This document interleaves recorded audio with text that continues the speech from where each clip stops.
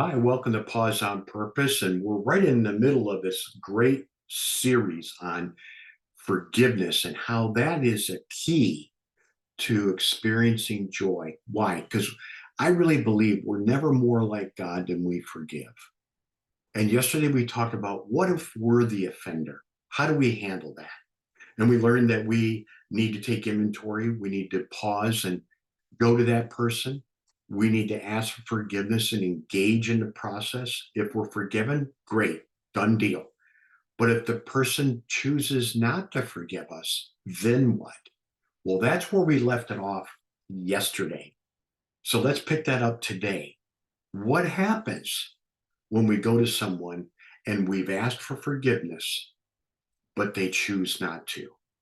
Well, a couple things. Number one, we can let a cooling off period. We can call a timeout.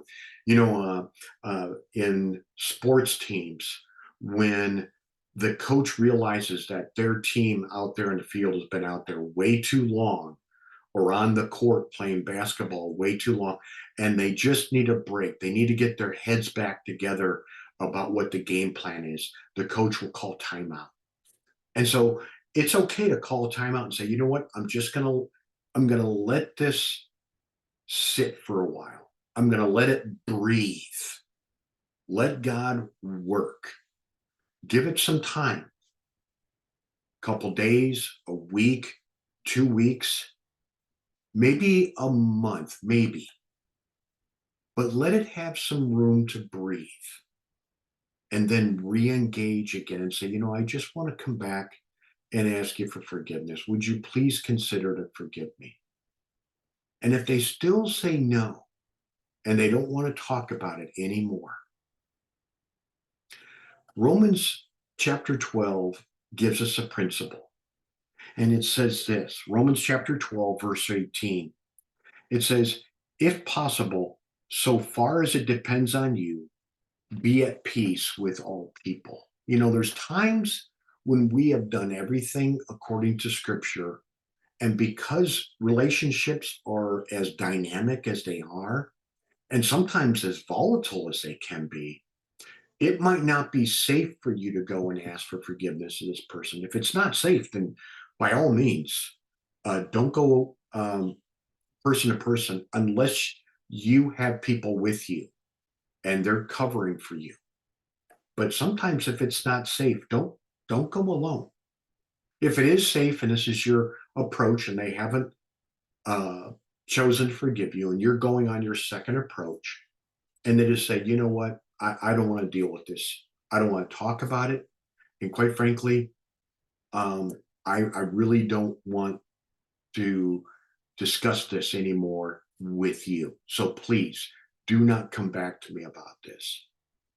Well, then honor that and then realize you've done everything you can to be at peace and bring it back before the Lord and say, Lord, I've followed your word. I've done everything I can. Now, I want to be reconciled. I want to be a Christ-like follower. I'll let you work in this person, work in me, work in both of us, so that someday we can reconcile this. But Mm, I'll leave it in your hands, Lord. And when we do that, God then takes over. And I've heard great stories of reconciliation, but not always. You have followed the Lord. Realize that. The caution is let's not be quick to go to Romans 12:18 and just say, well, I went to the person, I asked for forgiveness, and they didn't want to talk about it. So I'm just going to be at peace with all men. Let's not be quick to jump to Romans 12:18. Let's engage the process of Matthew 5:23 and 24, as we spoke yesterday. Engage the process. Let it breathe. Engage. Let it breathe and trust God to work in you and through the other person. And by doing that, we go with God. And beloved, yes, it's challenging. Yes, it can stretch us, but the end result is joy. And I know that's what your goal is, and that's what my goal is. So go with God because He goes with you.